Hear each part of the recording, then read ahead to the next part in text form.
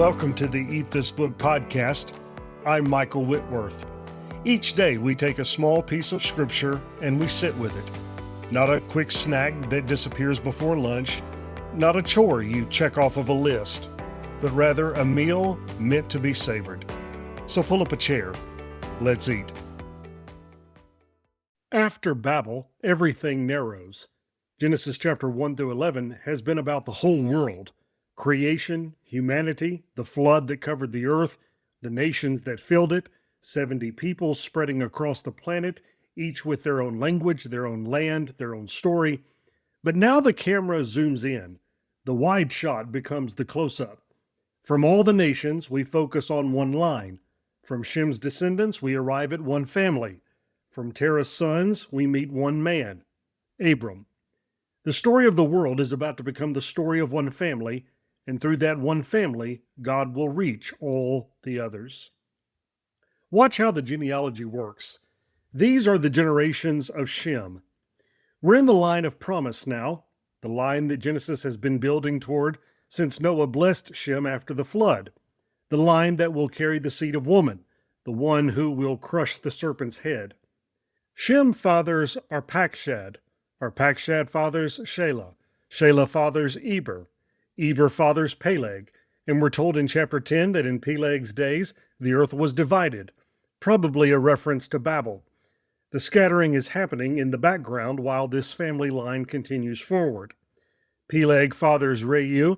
Reu fathers Serug. Serug fathers Nahor. Nahor fathers Terah. And Terah fathers Abram. 10 generations from Shem to Abram. 10 generations from Noah to the next major figure in God's story. Just like there were 10 generations from Adam to Noah in Genesis 5, the pattern repeats. God works through generations. God works through time. The promise moves forward, one father to one son, one link in the chain after another. This is how salvation comes. Not in a flash, not in an instant, but through centuries of ordinary people having children, living their lives, passing down the promise. The genealogy isn't filler, it's faithfulness. Every name represents a generation that kept the line alive. But something is changing. Look at the lifespans. Shem lives 600 years. That's still in the range of the pre-flood patriarchs, but barely. But Arpachshad lives 438 years. Shelah lives 433. Eber lives 464. Then Peleg lives only 239. Reu lives 239. Serug lives 230. Nahor lives 148. Terah lives 205. The numbers are dropping. The long lives of the ancient world are fading. Mortality is tightening its grip on humanity generation by generation. By the time we get to Abraham, lifespans will be in the range we're familiar with. 175 years for Abraham, still long by our standards, but nothing like Methuselah's 969. The flood changed something. The world is different now, and life is getting shorter. The narrowing isn't just about numbers, it's about focus. God's plan to rescue humanity won't come through all the nations at once. It will come through one nation, and that nation will come from one family, and that family will come from one man. This is the scandal of particularity. God chooses Abram, not everyone, just Abram. God will make promises to Abram, not to all of Shem's descendants, just to this one line. The blessing that will eventually reach all nations starts with a single elderly man in Mesopotamia. Why? We're not told. God's choice of Abram isn't based on Abram's merit. We'll see soon enough that he's flawed, fearful, faithless at times. God simply chooses. God simply narrows. God simply says, this one. And then we meet the family. Verse 27, Terah fathered Abram, Nahor, and Haran. 3 sons, just like Noah had 3 sons. But unlike Noah's 3, only one of these will carry the promise forward. Haran dies young in the presence of his father Terah, which suggests the tragedy of a parent outliving a child. Haran leaves behind a son named Lot, who will travel with Abram and become important in his own right. Nahor stays behind, marries Milcah, and his line will eventually produce Rebekah, who will marry Abram's son Isaac. The family stays connected even as it separates. and Abram marries Sarai. Verse 30, now Sarai was barren, she had no child. There it is, one sentence, 9 words in English, and everything hangs on them. The entire plan of God, the promise of the seed, the blessing of the nations, the rescue of humanity, has narrowed to one man, and that man's wife cannot have children.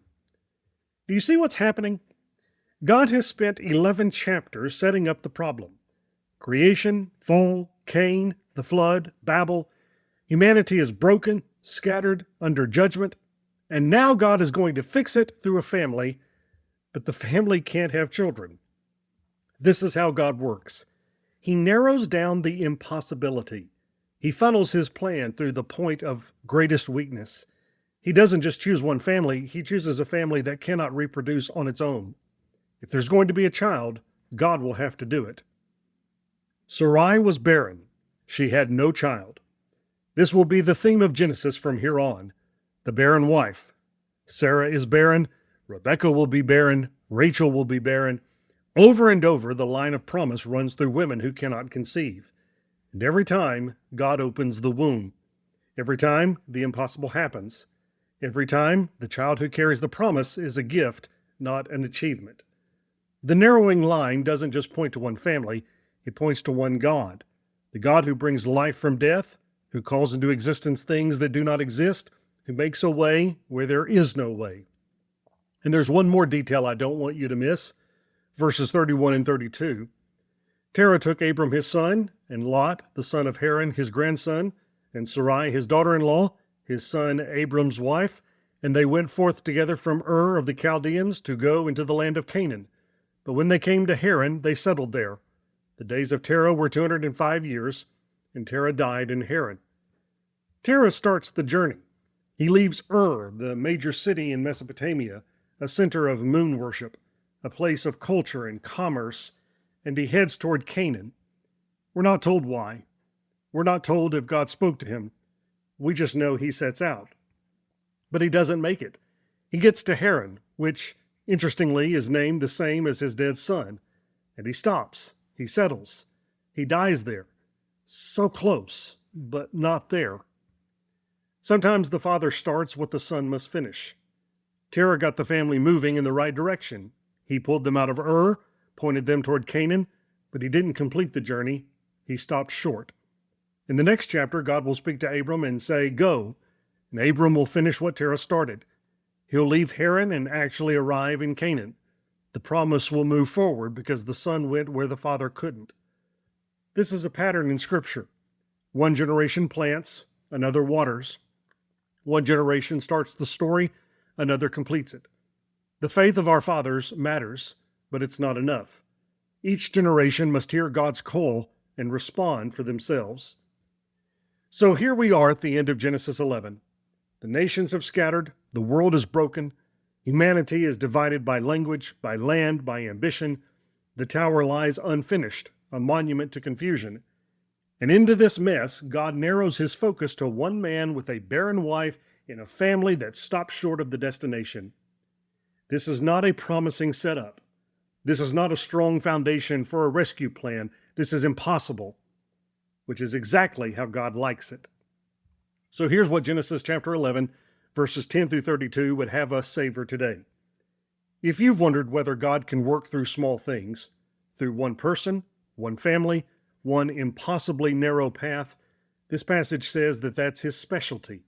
He doesn't need all the nations to fix all the nations. He needs one man who will say yes. If you're facing your own impossibility, your own barrenness, your own dead end, your own situation that cannot produce what you need, this passage says you're in good company. The line of promise runs through barren women and impossible odds.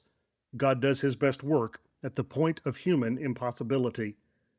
And if you're in the middle of an unfinished journey, if you've started something but haven't arrived, if you've moved in the right direction but stopped short, this passage says the story isn't over. Terah died in Haran, but his son kept going. What you've started might be finished by someone who comes after. 70 nations scattered, one line narrowed, one man chosen, one wife barren. And out of this impossibility, God will build a people bless a world, and keep a promise spoken in a garden to a serpent long ago. The seed is still coming, and nothing, not Babel, not barrenness, not death, will stop it. Next time on Eat This Book, we come to the hinge of the Bible. Just 3 verses, 72 words in Hebrew, and everything turns. Genesis 12 isn't just the call of Abram, it's the beginning of the solution to everything that went wrong in Genesis chapters 1 through 11. One word: go. No map, no destination, just a promise big enough for the whole world. Join me as we watch the narrowing become the widening and discover why the gospel really begins here. Thanks for eating with me. Until next time, may the word dwell in you richly.